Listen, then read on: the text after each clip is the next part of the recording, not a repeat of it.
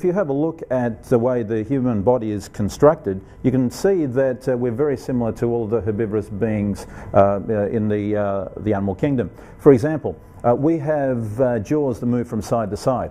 Only the herbivorous beings have that. The carnivorous animals like the lions, tigers, sharks, etc., they have jaws that move up and down.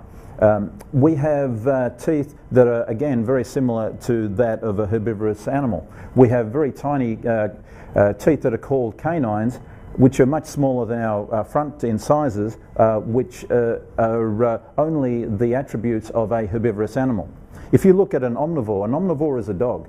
In the wild, the dog would eat 80% of what it eats is plant-based foods.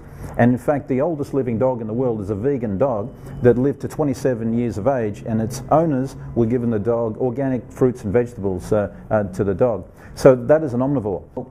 In Australia, we had a person called Cliff Young who ran from Melbourne to Sydney at the age of 61, who's been vegetarian for most of his life.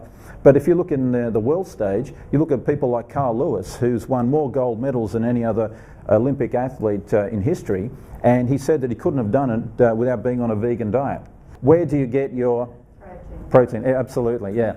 And it's amazing that in 2011 people are still asking this question. You know, it's funny because protein is basically a product of photosynthesis. The only reason a lion gets protein is because the gazelle or the wildebeest was eating some grass a little bit earlier. And that's where protein comes from. The only difference is a lion is capable of transferring the protein from a second-hand form, which is a protein that's being converted by the animal into a tissue, for example.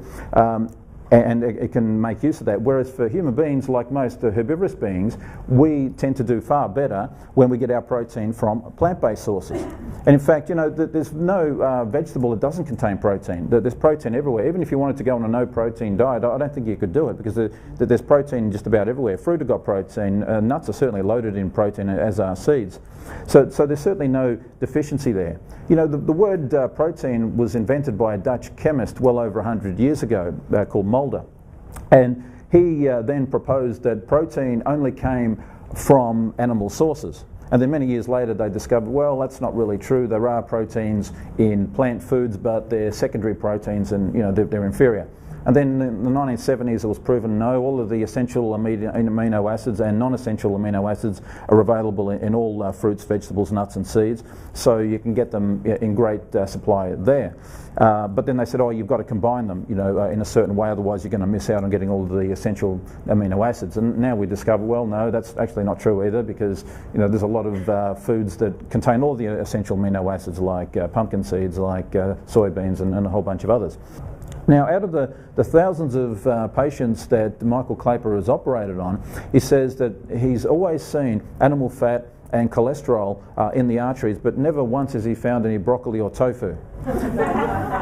And he also became a vegetarian shortly after this. There's doctors like Dr. Esselstyn, there's Dr. Dean Ornish, for example, who's worked with Bill Clinton. Bill Clinton's now on a vegan diet.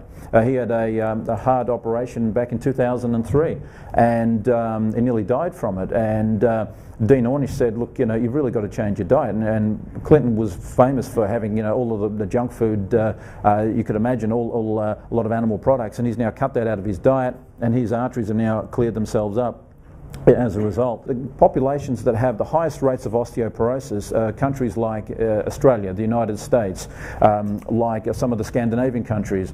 They tend to be the biggest consumers of dairy products. New Zealand's also another one.